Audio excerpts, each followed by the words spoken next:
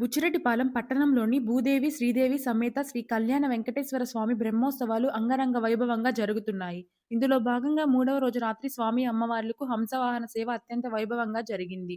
స్వామివారు భక్తులకు సరస్వతీదేవి అలంకారంలో భక్తులకు దర్శనమిచ్చారు. ఆలయ అర్చకులు నరసింహాచారి ప్రత్యేక పూజలు నిర్వహించి హారతనిచ్చారు.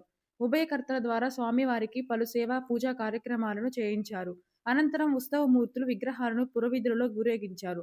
వాడవాడల ప్రజలు కొబ్బరికాయలు కొట్టి హారతి తీసుకొని మొక్కులు తీర్చుకున్నారు. దీంతో ఆ ప్రాంతమంతా పండుగ వాతావరణం నెలకొంది. భక్తులు ఆలయానికి అధిక సంఖ్యలో విచ్చేసి శేషవాహనంపై కొలువు తీరిన స్వామివారిని దర్శించుకుని వారి కృపకు పాత్రులయ్యారు. అనంతరం వారికి తీర్థ ప్రసాదాలను అందజేశారు. ఈ కార్యక్రమానికి ఉభయకర్తలుగా గాదంశెట్టి సుబ్రహ్మణ్యం, భాగ్యలక్ష్మి, గాదంశెట్టి రమేష్, వరలక్ష్మి వ్యవహరించారు.